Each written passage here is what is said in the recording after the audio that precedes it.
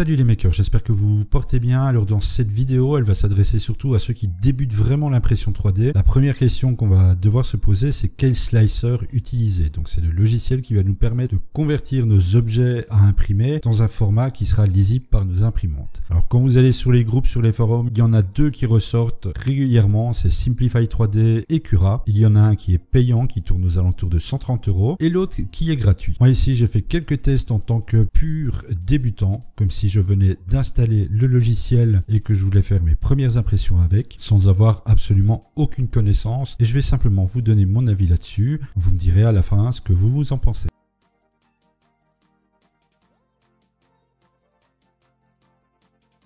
Alors avant de commencer à faire le tour des interfaces de Cura et Simplify 3D, ou en tout cas de faire le comparatif entre ces deux slicers, je tenais juste à préciser quelques petites infos avant. Tout ce que je vais dire dans cette vidéo, c'est vraiment un avis perso, un ressenti à l'utilisation, les affinités que j'ai avec un ou l'autre logiciel. On a Cura d'un côté qui est gratuit et Simplify 3D à côté, qui lui est un slicer payant qui doit tourner entre 130 et 140 €. Je sais que ça a un grand risque de lancer un débat un peu comme on a bien souvent sur le net avec console ou PC, iOS, Android ou même pain au chocolat ou chocolatine. Je vais risquer le coup et je vous laisse l'espace commentaire pour me donner ou donner à tout le monde votre avis sur le sujet. Il faut partir aussi du principe que cette vidéo, elle est surtout destinée aux personnes qui commencent dans l'impression 3D. Pas pour ceux qui ont déjà des mois d'expérience, qui ont leur profil perso, qui connaissent très bien les deux softs et qui les utilisent vraiment à leur maximum. Il n'y aura pas de peaufinage de profil. C'est quand même le logiciel à choisir quand on débute. Un des logiciels le plus important, celui qu'on va utiliser le plus dans nos impressions 3D. C'est quand même lui qui va nous préparer nos fichiers pour l'imprimant. Et c'est vrai que quand on démarre, c'est pas facile de se retrouver entre ces deux-là. C'est quand même les deux dont on parle le plus dans les groupes, dans les forums. Même si évidemment il y en a d'autres qui sont disponibles, mais c'est ces deux-là qui reviennent vraiment le plus souvent. Donc est-ce qu'il faut partir sur un logiciel gratuit ou un logiciel payant? Moi je vais vous donner tout simplement mon avis là-dessus. Donc je vais commencer par Cura, parce que c'est évidemment celui que j'ai depuis le tout début. Avec la AlphaWise, il est fourni avec. Alors juste dans le cadre de faire un petit tour un peu plus complet, je vais passer sur le menu plus détaillé, voilà, qui est comme ceci. Il est disponible dans plusieurs langues. Pour ceux que ça dérange pas, vous pouvez le laisser en anglais. Sinon, il est disponible bien entendu en français, il suffit de changer la langue. Son mode de fonctionnement, c'est que nous avons ici la gestion des imprimantes. Alors je suis sur une version 4.1 et ici dans les préférences, quand vous faites ajouter, vous avez une belle quantité d'imprimantes pré-réglées et ça, je trouve que c'est quand même déjà pas mal. Au niveau des menus de l'interface, pour les réglages de l'impression, on a soit par défaut ici, vraiment quand on débute, juste à choisir la hauteur de couche et il fait le reste si on veut des supports et si on veut de l'adhérence. Ou sinon ici, ça marche par des menus déroulants et on a accès en permanence à absolument toutes les options dont on va avoir besoin au départ pour faire nos impressions. De l'autre côté, on va retrouver ici un bouton pour aller chercher nos fichiers dont on a besoin. On va en prendre un comme ça au hasard. Alors il ne faut pas s'occuper des plugins que j'ai, on va en reparler un peu plus tard. Vous avez en gros ici des petits icônes qui apparaissent pour vous permettre de déplacer votre objet, de changer sa taille, la rotation, enfin bref, voilà, des petits menus assez pratiques. Et ici en dessous, on se retrouve avec un gros bouton pour découper, donc pour préparer notre fichier à l'impression. Au milieu, vous avez ici un aperçu de ce que ça va être au niveau des supports, des couches. Vous pouvez descendre ici dans les couches et voir l'intérieur. Mais bon, on va pas aller plus loin à ce niveau-là. Si vous voulez avoir plus d'infos au niveau des réglages de Cura, j'avais fait une vidéo sur mon profil justement de Cura où je détaillais un petit peu plus les menus disponibles. Autre petite chose qui est disponible sur Cura et que j'apprécie énormément, c'est au niveau des extensions. On peut y trouver pas mal de plugins. Vous avez ici un marché en ligne qui va vous afficher en gros tous les plugins qui sont disponibles et que vous pouvez installer sur Cura pour ajouter des petites fonctions plutôt intéressantes. Au niveau de Simplify 3D, comment ça se passe? C'est un petit peu différent. Je vous avoue que moi, au départ, j'étais un petit peu perturbé. Alors, j'en ai pas parlé sur l'autre, mais au niveau de la navigation sur le plateau, c'est inversé. Et moi, ça me perturbe un peu. Les menus, l'interface est beaucoup plus minimaliste.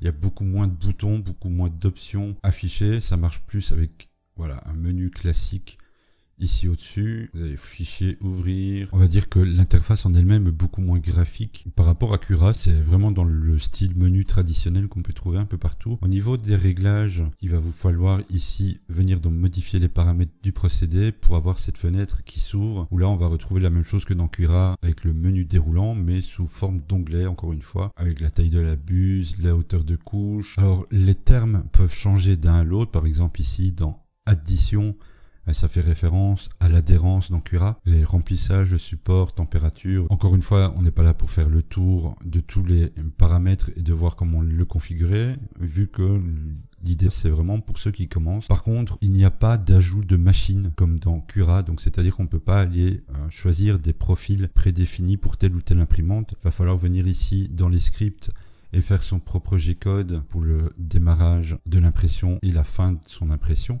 Là ici par exemple dans le G-code, c'est là que vous allez donner les dimensions de votre machine, du moins de votre plateau, de votre surface d'impression disponible.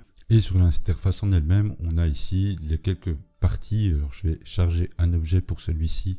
Je vais importer un objet comme ceci. Alors déjà, voilà, un truc qui me perturbe moi sur Simplify 3D, c'est déjà la gestion de la souris, la gestion du plateau et sélection d'objets, il n'y a pas. Mais on peut faire voilà la rotation de l'objet. Comme dans Cura, il est aussi disponible, ou du moins on peut changer la langue pour l'avoir en français, ce qui est quand même pas mal. Par contre, au niveau des plugins, tout simplement, il n'y en a pas.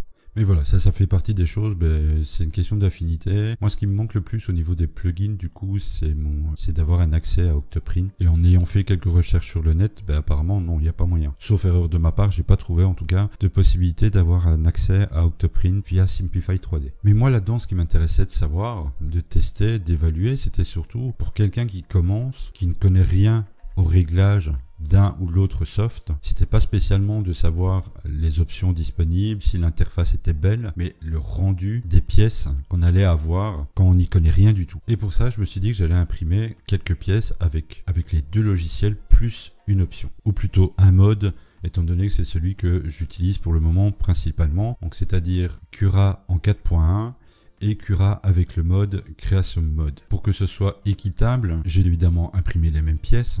Pour Simplify 3D et la version classique de Cura, j'ai récupéré le G-code de démarrage que proposait Cura pour la AlphaWise U30 que j'ai placé dans Simplify 3D. Et la troisième pièce avec le mode ajouté, j'ai rien touché, je l'ai laissé tel quel avec son propre G-code. J'ai aussi retiré, pour être sûr de pas me tromper dans ce que j'allais dire, les tail smoothers de mes moteurs pour voir si un ou l'autre le gérait mieux. Ce que je vous propose, c'est du coup de faire le tour de ces trois pièces. Alors vous avez dans un premier temps, il y aura le petit fantôme de Pac-Man. Il y aura cette pièce qui fait partie d'une série d'impressions que j'avais à faire pour un objet de décoration. Et pour finir, ce gros Benchy, histoire d'avoir quand même un classique dans le genre au niveau des tests. Mais venons-en à la partie qui m'intéressait le plus. L'interface c'est bien, mais c'est vraiment une question d'affinité et quelque chose qui vient avec le temps de s'y faire ou pas par rapport à Cura ou à Simplify. Moi, ce qui m'intéressait vraiment, c'était de voir le rendu d'impression par défaut. C'est-à-dire quand on débute, on installe le soft, on ne connaît pas grand-chose aux paramètres à modifier et on fait confiance au logiciel pour nous sortir de nos pièces. Donc là, je vais vous montrer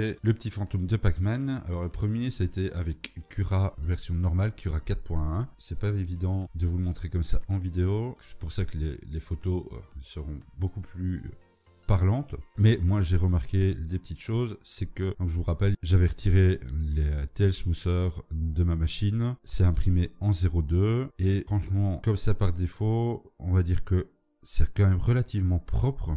Quelques défauts, on voit quand même bien les couches sur le dessus. Il y a un petit peu de peau de saumon, du moins je trouve, sur la pièce. Et par défaut, elle m'a mis une espèce de bordure radeau. Et on va voir qui est relativement difficile à retirer. Elle est quand même bien accrochée après. Ce qui va nous demander un petit peu de travail par la suite pour nettoyer le dessous. Ce qui est quand même un petit peu dégueulasse. Mais dans l'ensemble, je vais dire que voilà, ça va, c'est correct. Il y a une petite ligne au changement de couche qu'on peut remarquer sur le devant. Mais disons que c'est pas encore trop gênant. Maintenant, en regardant sur la version Simplify 3D, c'est aussi relativement propre. Je vois moins l'effet peau de saumon par contre dessus, mais même chose sur le haut de la pièce, on voit un peu plus les stries des couches. Et elle, directement, par défaut, quand je l'ai installé, ça a été installé sur... ça a été configuré apparemment avec un espèce de... Là, sur un radeau. Alors, est-ce que je vais pouvoir le retirer plutôt facilement? Ouais, lui, ça va, c'est plutôt facile. Il reste quelques marques, mais dans l'ensemble, ça passe. Maintenant, avec le mode installé pour Cura, alors... Là, il n'y a vraiment pas du tout l'effet peau de saumon. Par contre, je le vois, mais c'est vraiment pas du tout visible. Par contre, il y a ici à l'arrière, comme ça on la voit peut-être. Là, ici. Il y a clairement le petit souci avec la reprise des couches sur l'axe Z. Elle démarre vraiment chaque fois au même endroit. Donc on a l'effet, on a cette ligne qui apparaît sur notre pièce. Un peu dommage, pas y avoir pensé. Mais sinon, pour le reste de la pièce, on va dire que c'est nickel. Alors, pour la bordure, comme Cura par défaut, elle est un peu trop écrasée. Bon, c'était peut-être le leveling de mon plateau aussi au moment de l'impression qui a fait que... Mais ça se retire facile, mais bon, il y a encore...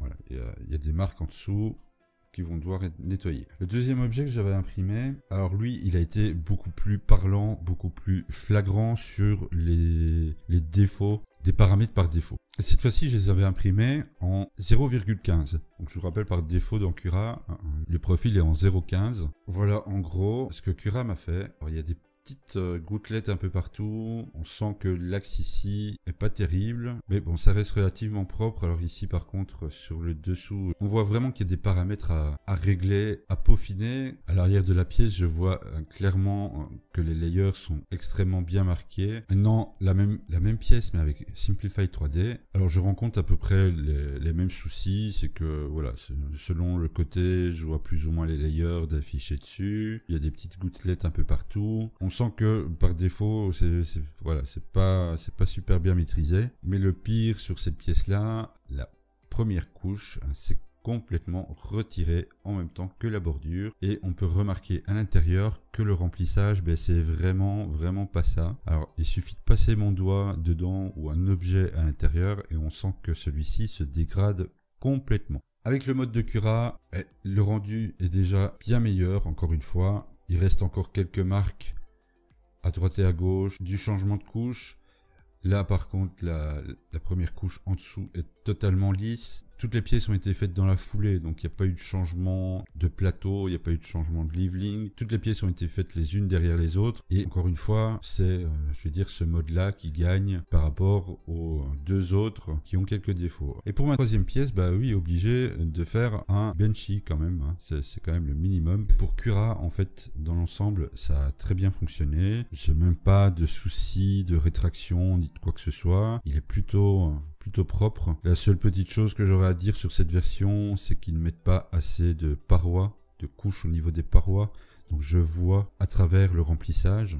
Il a été fait en 0,2. Disons que lui, en dehors du fait que la paroi soit trop fine, qu'il y a le mode de détour qui est activé et que sur la base, donc je vois la ligne qu'on retrouve souvent quand le mode détour est activé, qui traverse ma pièce. Elle est super lisse. J'ai vraiment aucun endroit où je pourrais me plaindre au niveau de la rétraction. Non, franchement, elle est très propre. Là, sur ce coup, Cura a vraiment bien fait son taf. Elle est super propre. Si je prends maintenant la version Simplify 3D, alors premier truc qui m'a paru un peu bizarre, c'est que au niveau du remplissage, c'est pas du tout le même que celui de Cura. Pourtant, j'ai vérifié après, le pourcentage était exactement le même. Il y a plus de remplissage vu qu'il est plus petit, mais je suis presque sûr que j'ai le même problème que pour ma pièce précédente, c'est que il est vraiment pas solide du tout à l'intérieur. Et je le vois en fait très bien sur la dernière couche, elle est remplie de trous, une espèce de sous-extrusion. Et sinon, dans l'ensemble, c'est celui qui a donné le meilleur résultat pour tous mes essais que j'ai fait avec. Ici, je vous en présente 3, mais j'en ai fait plein d'autres. On sent qu'il manque à peu près 1 ou 2 couches en plus pour avoir une pièce, on va dire, impeccable à ce niveau-là. Et le petit dernier, on revient sur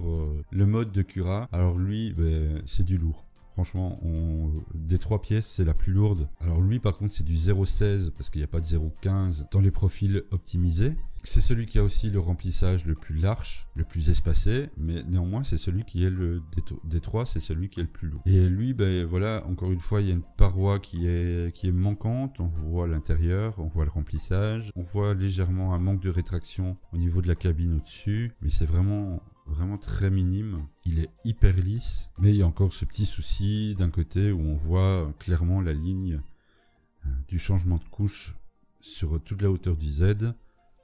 Mais ça, c'est franchement un petit détail qui plus tard peut être corrigé. Et pour le reste, franchement, il est vraiment nickel. Même la première couche est super lisse. Donc voilà, j'ai imprimé ces pièces-là pour voir ce que ça donnait, mais vraiment en tant que débutant. Donc j'ai absolument pas utilisé de profil perso. J'ai pas poussé mes recherches de réglage dans un ou l'autre. Je voulais vraiment voir si un soft payant à 140 €, 130, 140 € était, du fait d'être payant, meilleur qu'un soft qui lui est complètement gratuit. Malheureusement, je peux pas dire que oui. Je trouve ça même dommage, c'est que on peut pas l'essayer. On peut pas l'essayer avant. C'est un truc que moi déjà rien que ça me met un frein. C'est de mettre 140 € dans un logiciel que je connais pas, que je peux pas tester avant, voir si ça me plaît ou pas, parce que c'est vraiment ça l'idée en fait.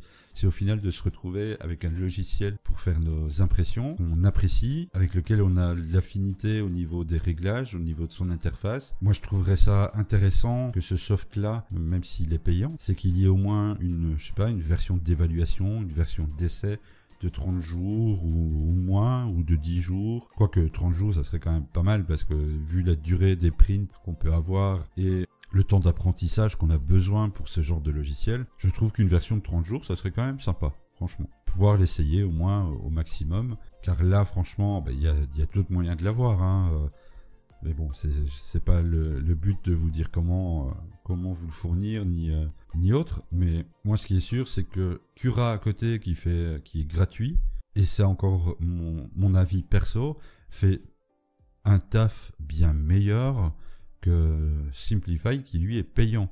En plus, on a des plugins sur Cura, on a ici le mode Grace Mode qui est dispo et qui rajoute vraiment des profils prédéfinis et qui sont vraiment très bien faits, hormis un ou deux petits détails. Mais bon, on est tous, on fait tous nos profils perso à force de l'utiliser. Mais là, je reste choqué de voir qu'un soft payant a de si mauvais résultats par défaut. Je vais vous montrer une dernière pièce que j'ai imprimée avec Simplify 3D et que j'avais lancé, et puis vous savez comment ça marche, on lance la pièce le soir et puis le matin quand on se réveille on voit le carnage, si elle est bien ou si elle est pas bien, ou s'il y a un truc qui s'est mal passé. Moi j'ai carrément arrêté l'impression. Je vous mettrai aussi la petite photo. Voilà, c'était parti sur un mignon, alors j'avais fait sans support pour voir, donc là ici je vais rien dire au niveau des yeux, mais ça c'est l'intérieur. Remplissage par défaut. À l'extérieur ça va, au niveau des parois c'est nickel. Bon ici elle est un peu molle vu que tout le remplissage, mais j'ai simplement passé mon doigt en fait dedans et ça a donné voilà, j'ai mon remplissage en main. Et ce soft c'est 140 €. En conclusion, si vous débutez dans l'impression 3D, vous choisissez votre slicer, que vous avez entendu parler des 2 plus gros softs utilisés par tout le monde au niveau de l'impression, sauf si vous avez de l'argent à dépenser, ne prenez pas Simplify 3D. Faites plutôt un stock de bobines pour 140 € que de dépenser votre argent dans ce slicer qui, pour débuter, je répète bien, pour débuter, ne vaut vraiment pas le coup. Prenez plutôt Cura, qui par défaut va vous sortir des pièces déjà très satisfaisantes. Après, c'est un choix. Vous pouvez tout à fait vous lancer dans Simplify 3D. Et je suis sûr que ce logiciel doit être très bien si on prend le temps de l'appréhender, de faire les réglages, d'avoir des profils comme dans tout logiciel, il faut le temps de le prendre en main. Le seul petit risque qu'il y a, c'est que si vous partez sur Cura, en tout cas c'est mon cas, j'ai maintenant mes profils, mes habitudes avec celui-là, malgré que j'ai pris un petit peu d'expérience quand même dans ce qui était paramètres et réglages pour mes impressions, et que j'ai fait quelques essais par la suite avec Simplify 3D en peaufinant justement ces réglages, et autres. Moi en tout cas je vais pas y rester. Là pour le moment Simplify 3D prend simplement de la place sur mon PC pour rien, parce que j'ai pris tellement mes marques avec Cura et les plugins et tout ce qui tourne autour que non, ça m'intéresse pas spécialement de recommencer à faire plein de tests pour avoir des pièces nickel sur Simplify 3D. Alors à côté de ça, il y aurait eu une version démo ou limitée dans le temps. Je l'aurais certainement essayé bien avant. Il m'aurait peut-être beaucoup plus intéressé et j'y serais peut-être à fond et j'aurais délaissé Cura. C'est vraiment un gros point noir. Moi, je trouve que c'est vraiment un gros point noir de pas avoir une version démo de ce soft. Alors c'est peut-être un peu vache de dire ça et c'est pas dans le but de lui casser du sucre sur le dos, mais ça me donne vraiment l'impression, comme on a un soft payant, on n'a pas besoin de démo, on est meilleur que tout le monde. Et voilà, moi c'est un petit truc qui me refroidit sur ça. Et franchement, moi pour le moment, je suis pleinement satisfait de Cura, donc plus avec tous les plugins et Octoprint et tout ce qui s'ensuit, voilà, je vais pas changer. Alors je sais pas si dans les confirmés qui regardent la vidéo, vous êtes des utilisateurs de Cura ou de Simplify 3D ou des deux. Lâchez-vous dans les commentaires pour donner votre avis, parce qu'avec un petit peu de chance, cette vidéo elle va peut-être passer entre les mains de personnes qui vont se poser justement cette question, c'est est-ce que voilà, pour débuter, lequel soft choisir? Si certains veulent donner leur avis, leur retour à eux, n'hésitez pas à les mettre dans les commentaires, ça servira certainement à quelqu'un. Alors si la vidéo vous a plu, n'hésitez pas à la liker. Si vous connaissez des gens qui hésitent un petit peu, n'hésitez pas à la partager. Et moi je vous dis à la prochaine dans une autre vidéo.